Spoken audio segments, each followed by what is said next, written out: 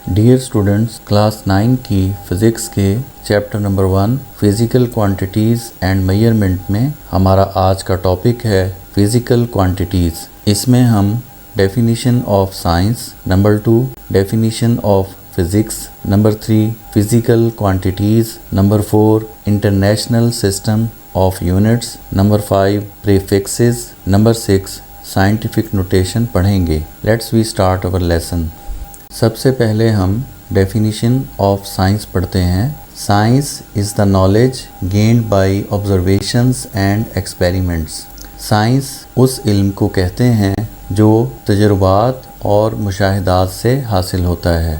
Observation का मतलब है मुशाहिदा, यानी किसी फिनोमिना को या कुदरती मज़हर को यानी किसी काम को होते हुए बगौर देखना ऑब्जर्वेशन कहलाता है। एक्सपेरिमेंट का मतलब है खुद किसी काम को करना। तो साइंस ऐसे इल्म को कहते हैं जो तजुर्बात और मुशाहिदात से हासिल होता है। इसका मतलब है कि इल्म हमें किसी और ज़रिए से भी हासिल हो सकता है, जभी तो यहाँ ये रिस्ट्रिक्शन लगाई गई है कि सिर्फ ऑब्जर्वेशंस एंड एक्सपेरिमेंट्स से हासिल होने वाले इल्म को ही साइंस कहते हैं। यानी किसी दूसरे सोर्स से या किसी दूसरे ज़रिए से हासिल होने वाले इल्म को हम साइंस नहीं कहेंगे। इल्म के दूसरे सोर्स क्या हो सकते हैं? ऑब्जर्वेशंस एंड एक्सपेरिमेंट्स के अलावा इल्म के दूसरे सोर्सेज क्या हो सकते हैं? क्या आप जानते हैं? चलें मैं आपको बताता हूँ कि ऑब्जर्वेशंस एंड एक्सपेरिमेंट्स के अलावा भी इल्म के बहुत से सोर्सेज होते हैं। इल्म का एक सोर्स जो बहुत ही आला और सच्चा था वो वही का सोर्स था, यानी अल्लाह ताला अपने रसूलों और अंबिया कराम को वही के ज़रिए इल्म अता फरमाता था। वही का ज़रिया हम जानते हैं कि अब क़यामत तक के लिए बंद हो चुका है, क्योंकि हमारे नबी पाक हज़रत मोहम्मद सल्लल्लाहु अलैहि वसल्लम अल्लाह ताला के आखिरी रसूल और नबी थे। उनके बाद अब कोई नबी क़यामत तक नहीं आएगा, लिहाजा वही भी अब हमेशा के लिए बंद हो चुकी है। बहरहाल हमारे आखिरी पैगंबर हज़रत मोहम्मद सल्लल्लाहु अलैहि वसल्लम तक वही के ज़रिए इल्म दिए जाने का सिलसिला जारी रहा था। तो वही के ज़रिए जो हमें इल्म हासिल हो चुका है वो साइंस में शामिल नहीं है, यानी उसे हम साइंस तसव्वुर नहीं करते। वही के अलावा इल्म हासिल करने का दूसरा ज़रिया जो हम अब भी अख्तियार करते हैं वो है सुनकर सीखना या जानना, जैसा कि इस वक्त मैं आपको पढ़ा रहा हूँ और आप मेरी बात सुनकर इल्म हासिल कर रहे हैं। इस तरीके से जो इल्म हासिल होता है इसे भी हम साइंस नहीं कहते, क्योंकि इसमें ना तो मैं कोई एक्सपेरिमेंट कर रहा हूँ और ना ही आप उसको ऑब्ज़र्व कर रहे हैं और ना ही आप ख़ुद कोई एक्सपेरिमेंट कर रहे हैं। इसके अलावा इल्म हासिल करने का तीसरा तरीका जिसे हम साइंस नहीं कहते वो है इल्हाम का तरीका, यानी अल्लाह पाक की तरफ से उसके नेक बंदों के दिल में किसी बात का इल्का कर दिया जाता है, यानी कोई बात उन्हें समझा दी जाती है जो कि बिल्कुल हक और सच होती है। ऐसी बात को भी हम साइंस शुमार नहीं करते। इसके अलावा बाज़ लोगों को ख्वाब के ज़रिए भी कोई इल्म अता कर दिया जाता है, उस इल्म को भी हम साइंस नहीं कहते। तो ये चंद एक मिसालें थीं ऐसे उलूम की जिन्हें हम साइंस में शामिल नहीं करते। तो यूँ अब आपको समझ आ गया होगा कि साइंस सिर्फ़ और सिर्फ ऑब्जर्वेशंस एंड एक्सपेरिमेंट्स से हासिल होने वाले इल्म को कहते हैं। और जूँ इंसान के ऑब्जर्वेशंस और एक्सपेरिमेंट्स में इजाफ़ा होता गया, यानी इंसान ने कायनात का और अपने इर्द गिर्द के माहौल का जब बगौर मुशाहिदा शुरू किया तो उससे उसके इल्म में इजाफ़ा होता गया और उसके बाद इंसान ने एक्सपेरिमेंट्स यानी तजुर्बात करने शुरू किए, तो उन तजुर्बात से भी उसे इल्म हासिल होता चला गया। और साइंस की डेफिनेशन के मुताबिक ऑब्जर्वेशंस और एक्सपेरिमेंट से हासिल होने वाले इल्म को ही साइंस कहते हैं। तो इस तरह साइंस के इल्म में इजाफ़ा होता गया और फिर एक वक्त ऐसा आया کہ سائنس کا علم بہت وسیع ہو گیا تو پھر اس بات کی ضرورت پیش آئی کہ سائنس کے مطالعے کو آسان بنانے کے لیے اس کی کلاسیفیکیشن یا شاخیں بنا دی جائیں، گویا کہ سائنس کو ایک درخت سے تشبیہ دی گئی اور سائنس کے تحت جو علوم کی مختلف قسمیں آتی تھیں انہیں سائنس کے اس درخت کی شاخیں قرار دیا گیا۔ سائنس کی چند ایک برانچز کے نام یہ ہیں: فزکس، میتھمیٹکس، کیمسٹری، بایولوجی وغیرہ۔ سائنس کو مزید برانچز میں ڈیوائیڈ کرنے کا مقصد یہ تھا کہ سائنس کو پڑھنا آسان بنا دیا جائے تاکہ اگر کوئی فزکس پڑھنا چاہتا ہے تو اسے بایو یا کیمسٹری نہ پڑھنی پڑے، اور اگر کوئی بایولوجی پڑھنا چاہتا ہے تو اسے فزکس یا میتھ پڑھنے کی ضرورت نہ پیش آئے، کیونکہ انسان اپنی زندگی میں سائنس کے موجودہ علم کو مکمل طور پر نہیں پڑھ سکتا، بلکہ وہ سائنس کے کسی ایک شعبے یعنی برانچ میں ہی مہارت حاصل کر سکتا ہے۔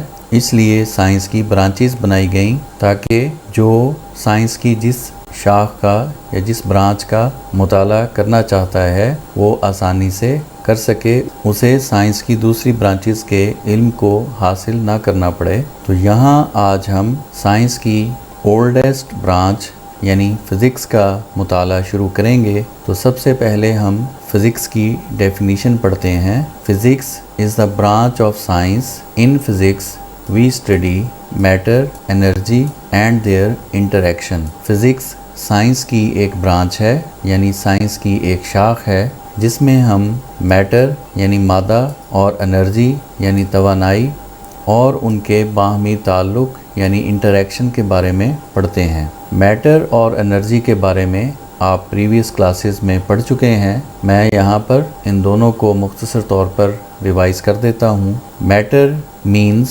everything which has some weight and occupies some space is called matter۔ ہر وہ چیز جو وزن رکھتی ہے اور جگہ گھیرتی ہے اسے ہم میٹر یعنی مادہ کہتے ہیں۔ Energy means ability to do work۔ Energy کا مطلب کام کرنے کی صلاحیت ہوتا ہے۔ ہماری یہ دنیا ان دو چیزوں سے ہی مل کر بنی ہے، یعنی کوئی چیز یا تو میٹر ہوگی یا پھر انرجی، یعنی جو کچھ بھی ہمیں اس دنیا میں نظر آتا ہے، خود ہمارا وجود بھی یہ بھی میٹر ہے، کیونکہ ہم بھی وزن رکھتے ہیں اور جگہ گھیرتے ہیں۔ اسی طرح ہوا، پانی، درخت، جانور، پہاڑ، سمندر، سورج، چاند، ستارے، یہ سب کے سب میٹر ہیں۔ تو اس طرح ہم دیکھ سکتے ہیں کہ میٹر کائنات میں بہت زیادہ ہے، تو اس کا مطالعہ بھی بہت وسیع ہے۔ میٹر کی بہت سی قسمیں ہیں اور ہر قسم کے میٹر کی اپنی پراپرٹیز ہیں، یعنی اس کی اپنی خصوصیات ہیں۔ ان سب کا مطالعہ ہم فزکس میں کریں گے۔ میٹر کے علاوہ جو چیز ہماری دنیا میں ہے وہ ہے انرجی یعنی توانائی۔ انرجی بھی بہت سی قسموں کی ہوتی ہے، جیسے heat energy, light energy, potential energy, kinetic energy وغیرہ۔ تو ہر طرح کی انرجی کی اپنی پراپرٹیز ہیں، تو ان سب انرجیز کی ان تمام پراپرٹیز کا مطالعہ بھی ہم فزکس میں ہی کرتے ہیں۔ اور اس کے بعد میٹر اور انرجی کا باہمی کیا تعلق ہے، یعنی کیا ہم میٹر سے انرجی حاصل کر سکتے ہیں یا میٹر کو انرجی میں کنورٹ کر سکتے ہیں، اور کیا اس کا وائس ورثہ پاسبل ہے، یعنی کیا ہم انرجی سے میٹر حاصل کر سکتے ہیں۔ تو ان سب باتوں کے مطالعے کو ہم کہتے ہیں inter action of matter and energy, یعنی میٹر اور انرجی کا باہمی تعلق۔ تو جس طرح ہم نے پڑھا کہ میٹر اور انرجی کی بے پناہ قسمیں ہیں اور فارمز یا شکلیں ہیں، تو ان کا آپس میں انٹر ایکشن بھی بہت وسیع ہے۔ تو یوں آپ سمجھ سکتے ہیں کہ فزکس کتنا وسیع علم ہے۔ اس لیے آگے چل کر آپ پڑھیں گے کہ فزکس کو بھی مزید برانچز میں ڈیوائیڈ کیا گیا ہے تاکہ فزکس کو پڑھنا بھی مزید آسان بنایا جا سکے۔ اس کے بعد اب ہمارا یہاں ٹاپک ہے فزیکل کوانٹیٹیز۔ سب سے پہلے ہم اس کی بھی ڈیفینیشن پڑھتے ہیں۔ آل میئریبل quantities are called physical quantities. ایسی تمام کوانٹیٹیز جن کی پیمائش کی جا سکے انہیں فزیکل کوانٹیٹیز کہتے ہیں۔ کوانٹٹی کا مطلب ہے چیز یا شے، یعنی ہر شے جس کو آپ میئر کر سکیں، یعنی اس کی پیمائش کر سکیں، وہ کوانٹٹی یا وہ شے فزیکل کوانٹٹی کہلاتی ہے۔ For example length, mass, time and temperature et cetera, یعنی کسی بھی چیز کی لینتھ ایک ایسی کوانٹٹی ہے جسے ہم میئر کر سکتے ہیں، اسے ناپ سکتے ہیں۔ اسی طرح ماس کی بھی ہم پیمائش کر سکتے ہیں۔ ماس کا مطلب ہوتا ہے metre contained in a body, یعنی کسی جسم میں یا کسی چیز میں کتنا مادہ پایا جاتا ہے اسے ہم ماس کہتے ہیں۔ اس کے بعد ٹائم ہے یعنی وقت، تو یہ آپ اچھی طرح جانتے ہیں کہ وقت کو ہم میئر کر سکتے ہیں۔ اور اس کے بعد ٹیمپریچر ہے یعنی درجہ حرارت، اس کی بھی پیمائش ہم کر سکتے ہیں اور اس کے لیے ہم عام طور پر تھرمومیٹر استعمال کرتے ہیں۔ تو اس طرح اور بھی بہت سی کوانٹٹیز ہیں جو میئریبل ہیں، یعنی ان کی ہم پیمائش کر سکتے ہیں۔ یہ ان میں سے چند ایک کوانٹٹیز ہیں جن کے نام ہم نے یہاں لکھے ہیں۔ یہ سب کے سب فزیکل کوانٹٹیز ہیں۔ اب ہم اس کو ایکسپلین کرتے ہیں۔ A physical quantity possesses at least two characteristics in common۔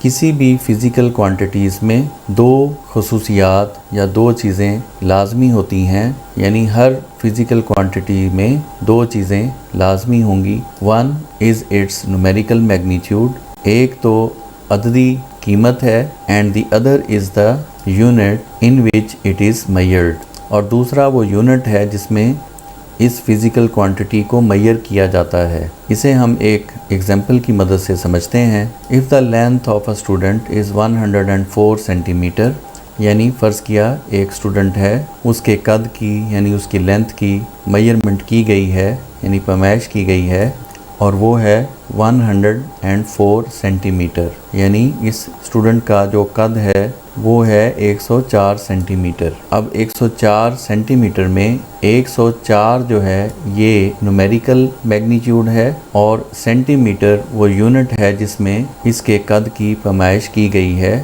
تو اس طرح ہم نے دیکھا کہ اس فزیکل کوانٹٹی میں دو چیزیں ہیں، ایک نومیریکل ویلیو اور دوسرا یونٹ، جس یونٹ میں ہم نے اس فزیکل کوانٹٹی کو میئر کیا ہے، یعنی 104 نومیریکل میگنیچیوڈ ہے اور centi metre unit of measurement ہے۔ اور یہاں ہم نے دونوں چیزوں کا ذکر کیا ہے، یعنی نومیریکل میگنیچیوڈ بھی بتائی ہے اور یونٹ آف میئرمنٹ بھی بتایا ہے۔ ہر فزیکل کوانٹٹی میں یہ دو چیزیں لازمی ہوں گی، البتہ 104 کی جگہ کوئی اور ویلیو ہو سکتی ہے اور سینٹی میٹر کی جگہ کوئی اور یونٹ ہو سکتا ہے، جو کہ ویری کرے گا one physical quantity to another physical quantity, کیونکہ ہر فزیکل کوانٹٹی کا اپنا یونٹ آف میئرمنٹ ہوتا ہے۔ غرض یونٹ آف میئرمنٹ چینج ہو سکتا ہے لیکن ہوگا ضرور۔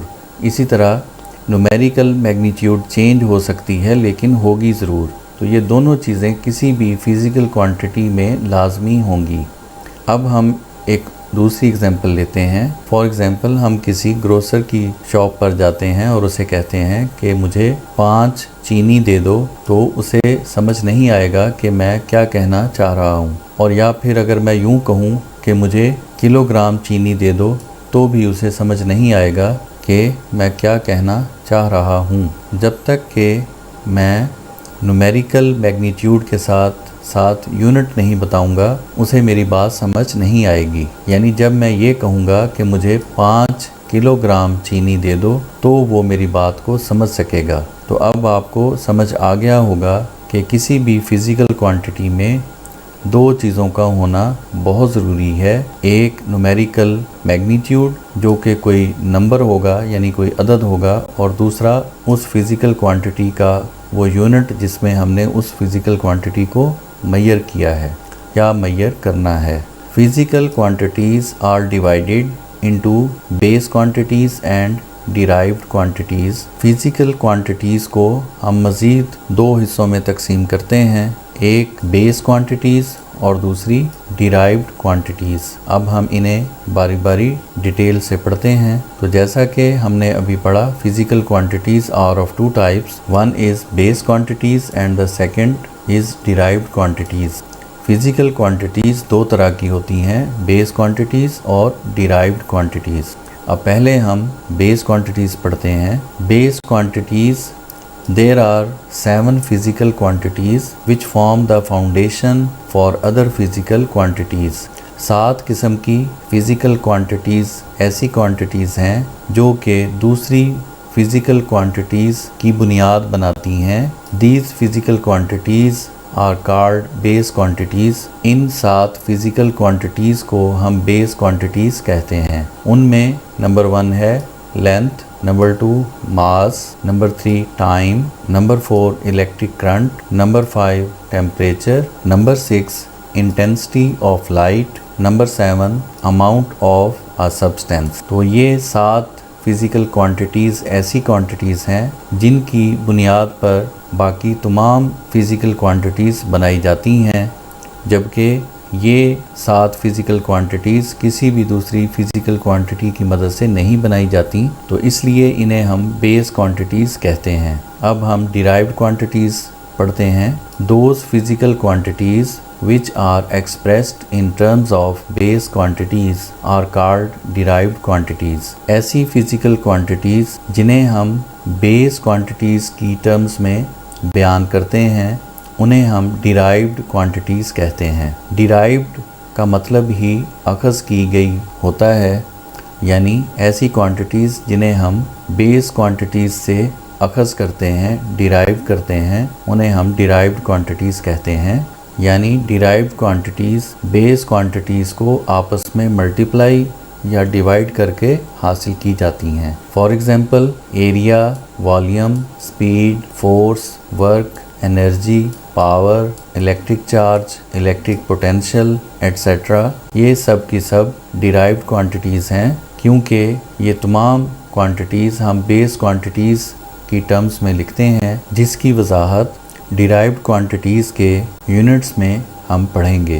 اب ہم پڑھیں گے انٹرنیشنل سسٹم آف یونٹس، یعنی اکائیوں کا بین الاقوامی نظام. سب سے پہلے تو ہم یہ دیکھتے ہیں کہ اس انٹرنیشنل سسٹم آف یونٹس کی ہمیں ضرورت کیوں پیش آئی. 1960 سے پہلے دنیا کے مختلف حصوں میں فزیکل کوانٹیٹیز کی میئرمنٹ کے لیے مختلف یونٹس استعمال ہوتے تھے. فار ایگزامپل دنیا کے ایک حصے میں لینتھ کے لیے جو یونٹ استعمال ہوتا تھا وہ یارڈ تھا، یعنی گز، اور دنیا کے کسی دوسرے حصے میں لمبائی کا جو یونٹ تھا وہ میٹر تھا، یا کسی حصے میں لینتھ کا یونٹ انچ تھا اور کسی حصے میں لینتھ کا یونٹ سینٹی میٹر تھا، یا کسی حصے میں لینتھ کا یونٹ فٹ تھا اور کسی میں میٹر. اسی طرح دوسری فزیکل کوانٹیٹیز کے لیے بھی مختلف یونٹس تھے، جیسے ماس کا یونٹ کہیں کلو گرام تھا اور کہیں پر سیر. تو ان مختلف یونٹس کی وجہ سے بہت سے مسائل کا سامنا تھا. فار ایگزامپل اگر کسی تاجر نے دنیا کے کسی دوسرے حصے سے کپڑا خریدنا ہوتا تھا تو وہ اپنے بنائے گئے یونٹ آف لینتھ کے مطابق اس کپڑے کی پیمائش کرتے تھے، اور خریدار کے ملک میں لینتھ کا یونٹ اس سے ڈیفرنٹ ہوتا تھا، تو یوں خرید و فروخت میں مشکل پیش آتی تھی. اسی طرح ہی باقی فزیکل کوانٹیٹیز میں بھی مختلف یونٹس کی وجہ سے مسائل آتے تھے، اور خاص کر سائنس میں بھی ان ڈیفرنٹ یونٹس کی وجہ سے بہت سے پرابلمس کا سامنا کرنا پڑتا تھا. تو ان سب پرابلمس کے سلوشن کے لیے 1960 میں پیرس میں 11th general conference on wait and measurement کا انعقاد ہوا، جس میں دنیا کے بڑے بڑے سائنٹسٹ نے شرکت کی، اور سب نے مل کر فیصلہ کیا کہ پوری دنیا میں میئرمنٹس کے لیے ایک ہی سسٹم، یعنی international system of units adapt کیا جائے، یعنی اختیار کیا جائے. اور اس کانفرنس میں بیس کوانٹیٹیز کے یونٹس کو ڈیفائن کیا گیا اور ورلڈ وائڈ اسے ایکسیپٹ کیا گیا، یعنی پوری دنیا میں پھر انہی ڈیفینیشنز کے مطابق بیس کوانٹیٹیز کے یونٹس کو بنایا گیا، اور اس طرح مختلف یونٹس کی وجہ سے جو مسائل تھے وہ ختم ہو گئے. انٹرنیشنل سسٹم آف یونٹس کو عام طور پر ہم SI کہتے ہیں.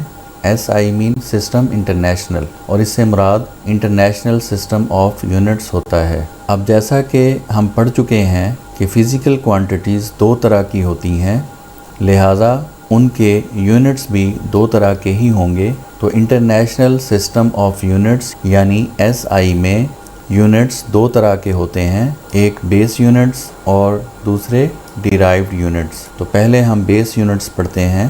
بیس units, the units that describe base quantities are called base units۔ ایسے یونٹس جو بیس کوانٹیٹیز کو بیان کرتے ہیں انہیں ہم بیس یونٹس کہتے ہیں۔ H base quantity has its SI unit. Hare base quantity کا سسٹم انٹرنیشنل میں اپنا یونٹ ہوتا ہے، جیسا کہ ہم نے یہاں ابھی پڑھا کہ تمام 7 بیس کوانٹٹیز کے یونٹس اس کانفرنس میں ڈیفائن کیے گئے تھے، یعنی بنائے گئے تھے اور پھر ورلڈ وائڈ انہیں اپنایا بھی گیا۔ تو اس ٹیبل میں اب ہم ان 7 بیس کوانٹٹیز کے نام اور ان کے SI یونٹس ان کے سمبلز کے ساتھ پڑھتے ہیں۔ سب سے پہلے جو بیس کوانٹٹی ہے وہ ہے لینتھ۔ لینتھ کا سمبل اسمال l ہوتا ہے اور سسٹم انٹرنیشنل میں لینتھ کا یونٹ میٹر ہے اور میٹر کا سمبل اسمال m ہے، یعنی بیس فزیکل کوانٹٹی لینتھ کا سمبل L ہے اور لینتھ کے SI یونٹ کا نام میٹر ہے اور میٹر کا سمبل اسمال m ہے۔ نمبر 2 پر بیس فزیکل کوانٹٹی ہے ماس۔ ماس کا یونٹ اسمال m ہے اور ماس کا SI یونٹ کلو گرام ہے اور کلو گرام کا سمبل SI یونٹ میں kg ہے، K فار کلو اور G for gram. Number 3 per base quantity ہے ٹائم۔ ٹائم کا سمبل اسمال t ہے۔ SI یونٹس میں یعنی سسٹم انٹرنیشنل میں ٹائم کا یونٹ سیکنڈ بنایا گیا اور سیکنڈ کا جو سمبل ہے وہ ہے اسمال s۔ نمبر 4 پر ہے الیکٹرک کرنٹ۔ الیکٹرک کرنٹ کا سمبل ہے کیپیٹل I۔ سسٹم انٹرنیشنل میں الیکٹرک کرنٹ کا یونٹ ہے امپیئر اور امپیئر کا سمبل ہے کیپیٹل A۔ نمبر 5 پر ہے intensity of light. Intensity of light کا سمبل ہے کیپیٹل L۔ SI یونٹ میں انٹینسٹی آف لائٹ کا یونٹ ہے کینڈلا اور کینڈلا کا سمبل ہے اسمال cd۔ نمبر 6 پر بیس کوانٹٹی ہے ٹیمپریچر۔ ٹیمپریچر کا سمبل ہے کیپیٹل T۔ سسٹم انٹرنیشنل میں ٹیمپریچر کا یونٹ ہے کیلون۔ کیلون کا سمبل ہے کیپیٹل K۔ اور لاسٹ میں نمبر 7 پر بیس کوانٹٹی ہے اماؤنٹ آف اے سبسٹینس۔ اس کا سمبل ہے اسمال n۔ سسٹم انٹرنیشنل میں اس کا یونٹ ہے مول اور مول کا سمبل ہے اسمال mol۔ اسے بھی ہم مول ہی پڑھتے ہیں۔ اب اس کے بعد ہم ڈیرائیوڈ یونٹس پڑھتے ہیں۔ ڈیرائیوڈ یونٹس کی ڈیفینیشن ہے the units used to measure derived quantities are called derived units۔ ایسے یونٹس جو ڈیرائیوڈ کوانٹیٹیز کو میئر کرنے کے لیے استعمال ہوتے ہیں انہیں ہم ڈیرائیوڈ یونٹس کہتے ہیں۔ Derived units are defined in terms of base units. Derived units کو بیس یونٹس کی ٹرمز میں لکھا جاتا ہے یا ڈیفائن کیا جاتا ہے and are obtained by multiplying or dividing one or more base units with each other۔ اور یہ ڈیرائیوڈ یونٹس ہم ایک یا ایک سے زیادہ بیس کوانٹیٹیز کو ملٹیپلائی کر کے یا ڈیوائڈ کر کے حاصل کرتے ہیں۔ For example the unit of area metre square ہوتا ہے۔ اب اس میں جو بیس کوانٹٹی ہے لینتھ، اس کا یونٹ ہم نے پڑھا کہ میٹر ہوتا ہے، تو میٹر کو جب ہم آپس میں 2 بار ملٹیپلائی کریں گے تو وہ ہو جائے گا میٹر اسکوئر، اور میٹر اسکوئر ہوتا ہے ایریا کا یونٹ۔ تو اس طرح ہم نے دیکھا کہ ایریا جو کہ ایک ڈیرائیوڈ کوانٹٹی ہے اس کا یونٹ بھی بیس کوانٹٹی سے ڈیرائیو کیا گیا ہے، یعنی لینتھ کا یونٹ جو میٹر ہے اسے 2 بار ملٹیپلائی کرنے سے ایریا کا یونٹ بنایا گیا ہے۔ اس کے بعد ہے یونٹ آف والیوم۔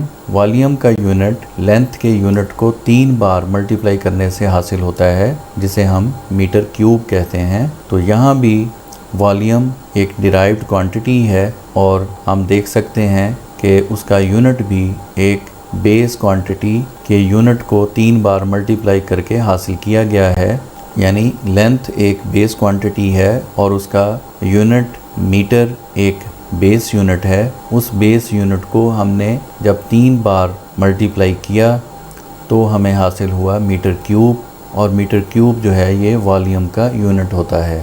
تو اس طرح ہم نے دیکھا کہ ان دونوں فزیکل کوانٹیٹیز کے جو یونٹس ہیں they are based on the unit of length which is meter. Thus the unit of length is the base unit while the unit of area and volume are derived units. تو اس طرح ہم نے دیکھا کہ length کا unit بیس unit ہے اور area جس کا یونٹ ہے میٹر اسکوئر اور والیوم جس کا یونٹ ہے میٹر کیوب یہ ڈیرائیوڈ یونٹس ہیں۔ اس کے بعد ہم ایک اور ایگزامپل دیکھتے ہیں۔ Speed is defined as distance covered in unit time، یعنی speed unit time میں طے کردہ فاصلے کو کہتے ہیں۔ unit time کا مطلب ہے کہ اکائی وقت میں یعنی ایک سیکنڈ میں طے کردہ فاصلہ speed کہلاتا ہے۔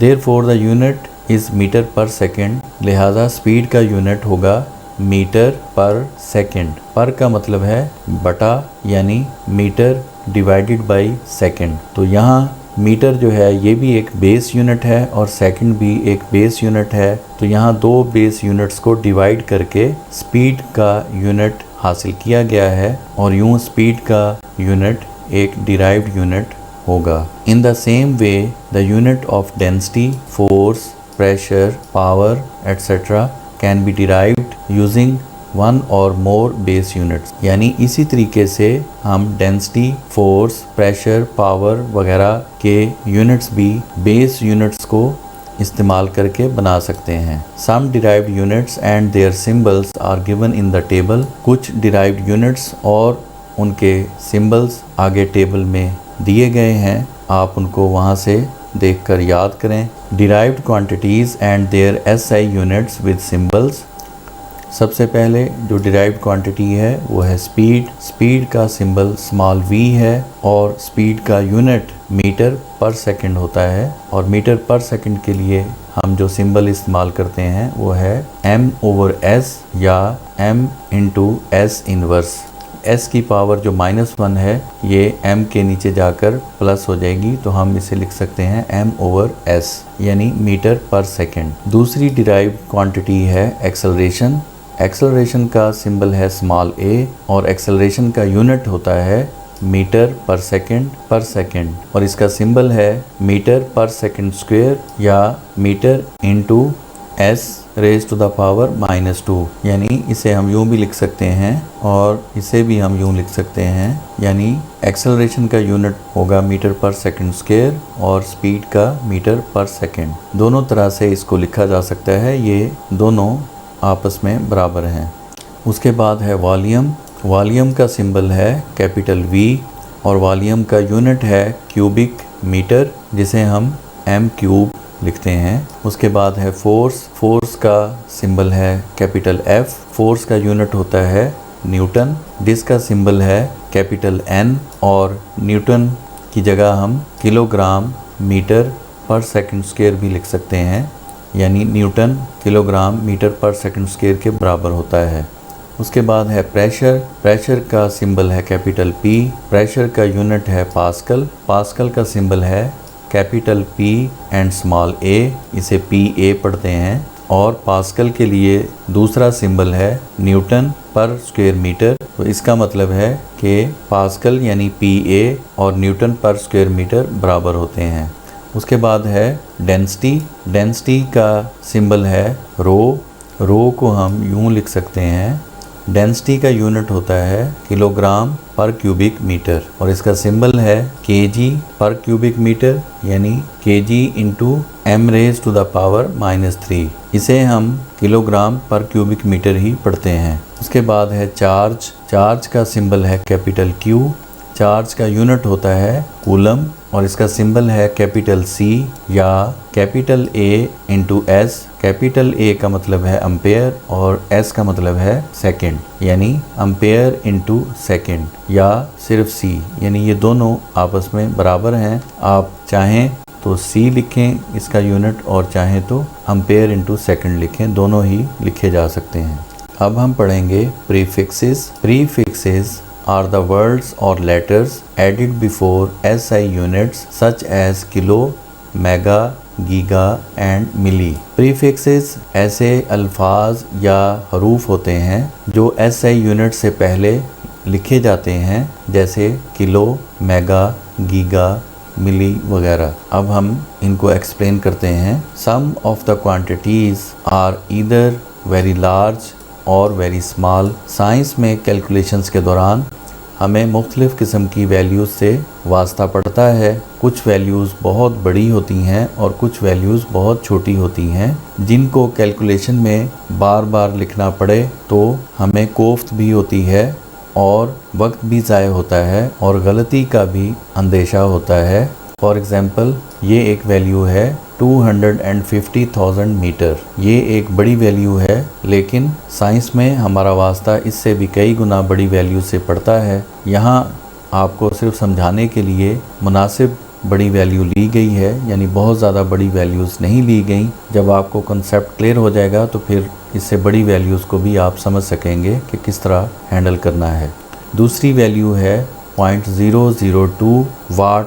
W is for what. یہ ایک چھوٹی ویلیو ہے۔ اس کے بعد اس سے بھی چھوٹی ویلیو ہے 0.00002 گرام، G for گرام۔ تو یہ ویلیو بہت زیادہ چھوٹی ہے اور یہ ویلیو بہت زیادہ بڑی ہے۔ تو ان دونوں طرح کی ویلیوز کو کیلکولیشنز کے دوران بار بار لکھنے میں کوفت بھی ہوتی ہے، وقت بھی ضائع ہوتا ہے اور غلطی کا بھی اندیشہ رہتا ہے۔ تو اس سے بچنے کے لیے سسٹم انٹرنیشنل میں پریفکسز کو انٹروڈیوس کیا گیا ہے، لہٰذا SI units have the advantage that their multiples and submultiples can be expressed in terms of prefixes۔ یعنی SI یونٹس کا یہ فائدہ بھی ہے کہ انہیں ان کے ملٹیپلز یا سب ملٹیپلز میں بھی پریفکسز کی شکل میں لکھا جا سکتا ہے۔ These prefixes are given in the table۔ یہ پریفکسز ہم اس ٹیبل میں پڑھتے ہیں۔ اس ٹیبل میں سم پریفکسز دیے جا رہے ہیں۔ ہم ان پریفکسز کو ڈیکا سے شروع کرتے ہیں۔ ڈیکا کا سمبل ہے اسمال DA اور اس کی ویلیو ہے 10 raised to the power 1 یعنی 10۔ اس کے بعد ہم ڈیکا سے بڑا پریفکس دیکھتے ہیں، وہ ہے ہیکٹو۔ ہیکٹو کا سمبل ہے اسمال h اور اس کی ویلیو ہے 10 اسکوئر یعنی 100۔ ہیکٹو سے بڑا پریفکس ہے کلو۔ کلو کا سمبل ہے K، اس کی ویلیو ہے 10 کیوب یعنی 1000۔ کلو سے بڑا جو پریفکس ہے وہ ہے میگا۔ میگا کا سمبل ہے کیپیٹل M اور اس کی ویلیو ہے 10 raised to the power 6 that is 1 million یعنی 10 لاکھ۔ اس کے بعد میگا سے بڑا جو پریفکس ہے وہ ہے گیگا۔ گیگا کا سمبل ہے کیپیٹل G اور اس کی ویلیو ہے 10 raised to the power 9۔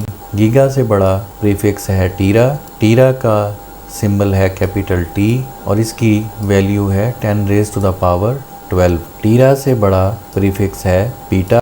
پیٹا کا سمبل ہے کیپیٹل P اور اس کی ویلیو ہے 10 raised to the power 15۔ پیٹا سے بڑا پریفکس ہے ایگزا۔ ایگزا کا سمبل ہے کیپیٹل E اور اس کی ویلیو ہے 10 raised to the power 18۔ اب ہم ڈیکا سے چھوٹے پریفکس پڑھتے ہیں۔ ڈیکا سے چھوٹا پریفکس ہے ڈیسی۔ ڈیسی کا سمبل ہے اسمال d اور اس کی ویلیو ہے 10 raised to the power -1 یعنی 1/10۔ ڈیسی سے چھوٹا پریفکس ہے سینٹی۔ سینٹی کا سمبل ہے اسمال c اور اس کی ویلیو ہے 10 raised to the power -2 that is 1/100۔ Centi سے چھوٹا پریفکس ہے ملی۔ ملی کا سمبل ہے اسمال m اور ملی کی ویلیو ہے 10 raised to the power -3 that is 1/1000۔ ملی سے چھوٹا پریفکس ہے مائکرو۔ مائکرو کا سمبل ہے میو۔ میو تقریباً انگلش کے یو کی طرح ہوتا ہے، لیکن اس کی صحیح شکل کچھ یوں ہوتی ہے۔ اس کی ویلیو ہوتی ہے 10 raised to the power -6۔ Micro سے چھوٹا پریفکس ہے نینو۔ اس کا سمبل ہے اسمال n اور اس کی ویلیو ہوتی ہے 10 raised to the power -9۔ Nano سے چھوٹا پریفکس ہے پیکو۔ پیکو کا سمبل ہے اسمال p اور اس کی ویلیو ہوتی ہے 10 raised to the power -12۔ اس سے چھوٹا پریفکس ہے فیمٹو۔ फेमटो का सिंबल है स्मॉल f, इसकी वैल्यू होती है 10⁻⁻15। फेमटो से छोटा प्रीफिक्स है एटो, एटो का सिंबल है स्मॉल a और इसकी वैल्यू होती है 10⁻⁻18।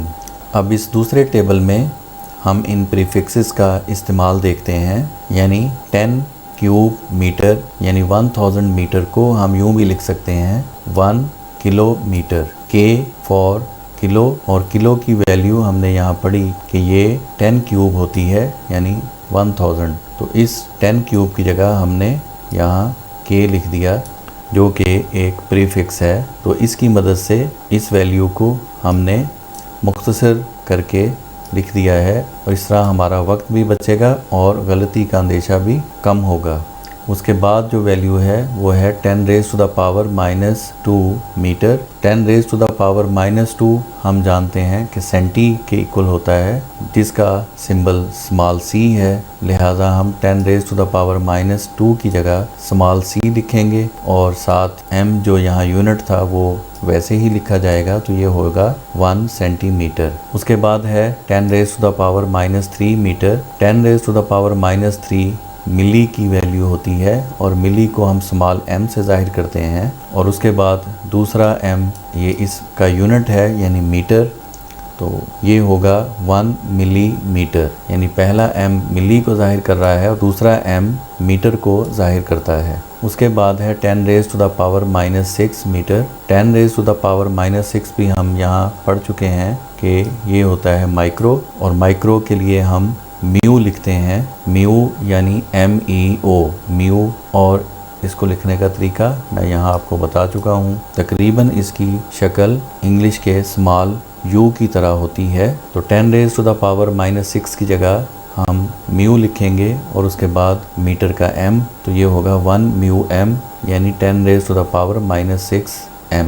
उसके बाद है 10⁻9 मीटर। 10⁻9 भी हम जानते हैं इस टेबल के मुताबिक कि वो नैनो होता है और नैनो का सिंबल है स्मॉल n, लिहाजा हम 10⁻9 की जगह लिखेंगे स्मॉल n और उसके बाद मीटर का m, तो ये होगा 1 नैनोमीटर। तो इस तरह हम इन बड़ी और छोटी वैल्यूज़ को प्रीफिक्सेस की मदद से आसानी से लिख सकते हैं। इसके बाद अब मैं कुछ मज़ीद एग्जांपल्स की मदद से आपको इन प्रीफिक्सेस का इस्तेमाल डिटेल से समझाता हूँ।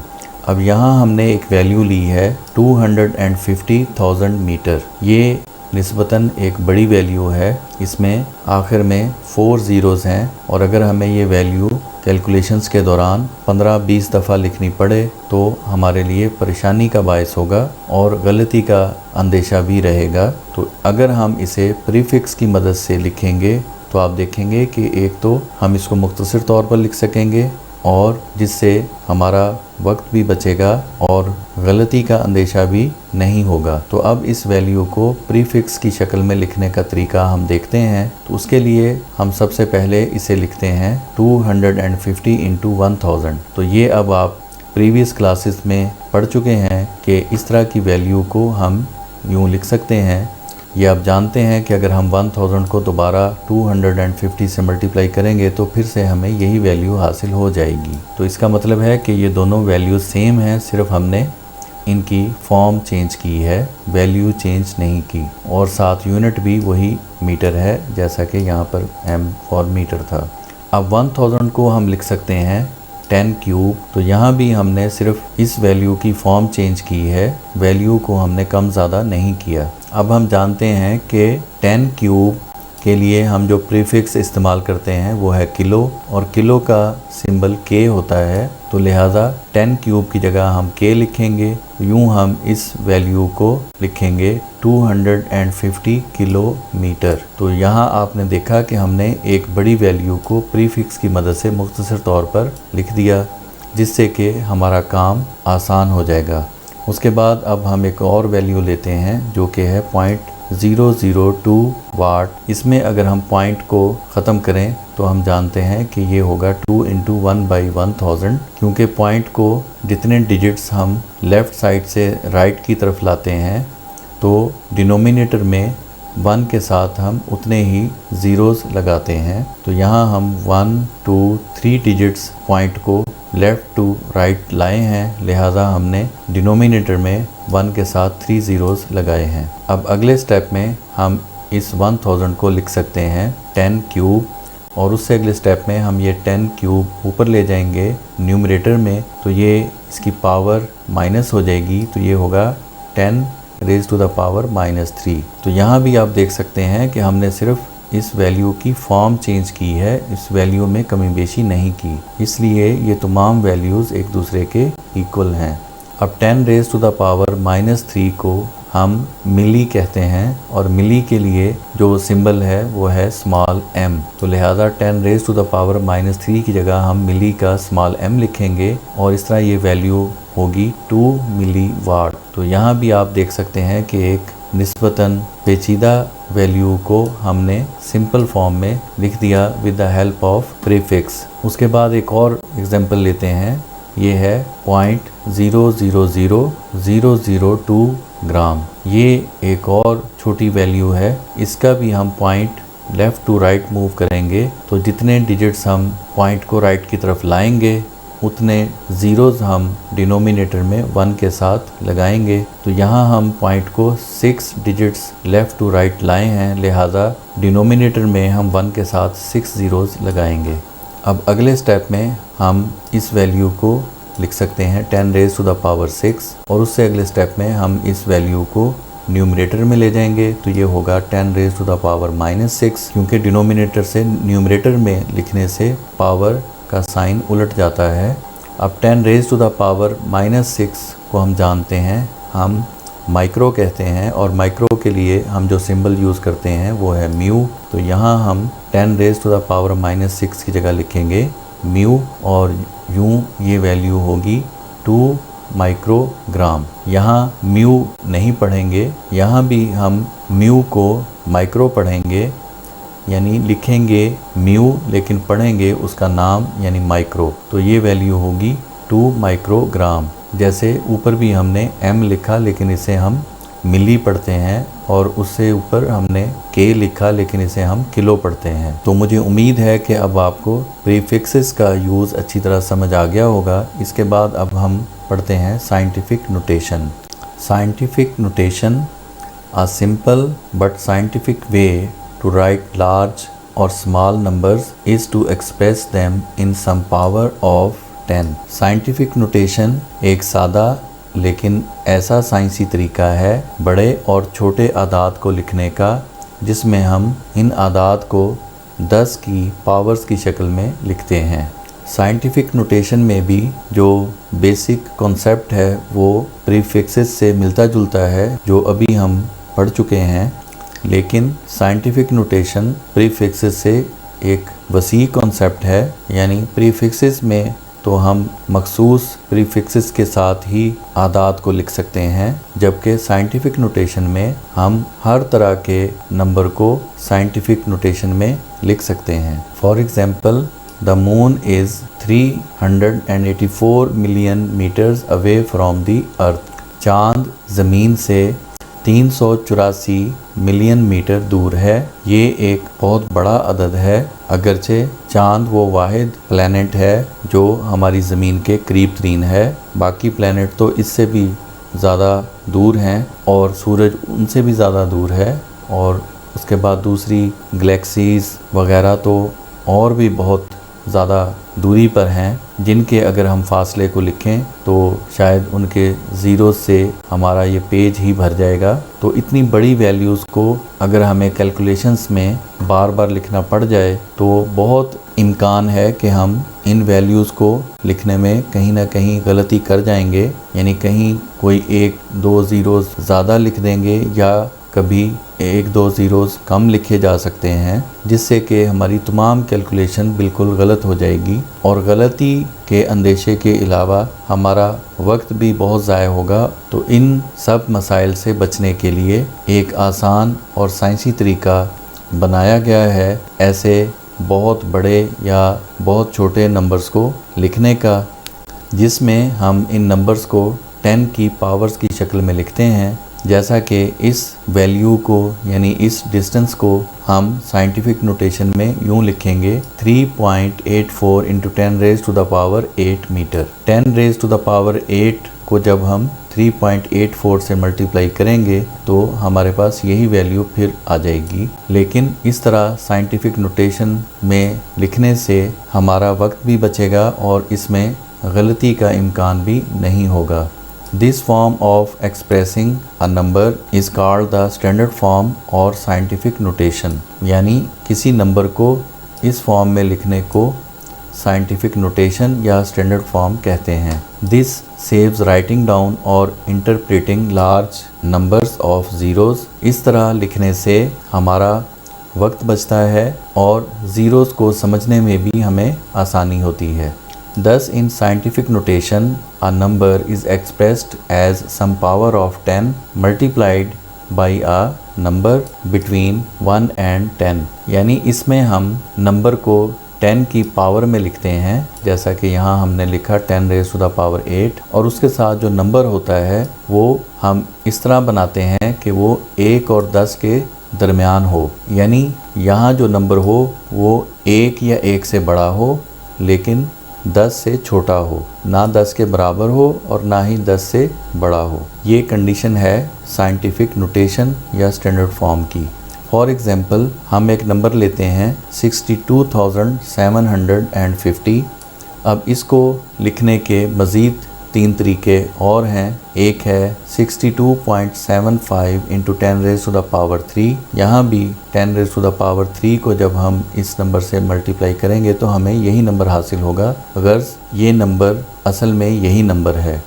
अब इसी नंबर को हम एक और फॉर्म में भी लिख सकते हैं, वो है 6.275 into 10 raise to the power 4, और इसी नंबर को हम एक तीसरी फॉर्म में भी लिख सकते हैं, वो है 0.6275 into 10 raise to the power 5। अब ये तीनों नंबर्स असल में यही नंबर है, यानी ये नंबर गलत नहीं है। लेकिन साइंटिफिक नोटेशन में हमने अभी पढ़ा कि 10 की पावर के साथ वाला जो नंबर है जो उससे मल्टीप्लाई हो रहा होता है वो 1 और 10 के दरमियान होना चाहिए, जैसा कि यहाँ हमने पढ़ा।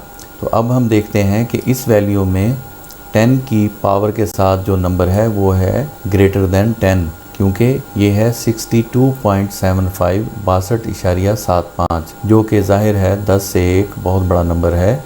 और आखिरी वैल्यू में हम देखते हैं कि ये 10 की पावर जो 5 है उसके साथ जो नंबर है वो है 0.6275, जो कि लेस देन 1 है, यानी ये 1 से छोटा है। तो ये दोनों नंबर साइंटिफिक नोटेशन की डेफिनेशन पर पूरे नहीं उतरते, क्योंकि वहाँ हमने पढ़ा कि ये नंबर 1 और 10 के दरमियान होना चाहिए। तो अब हम ये दूसरा नंबर चेक करते हैं। तो यहाँ अब हम देखते हैं कि 10 की पावर के साथ जो नंबर है वो है 6.275, जो कि 1 और 10 के दरमियान नंबर है। लिहाजा ये जो फॉर्म है इस नंबर को लिखने की, ये है इस नंबर की स्टैंडर्ड साइंटिफिक नोटेशन या स्टैंडर्ड फॉर्म।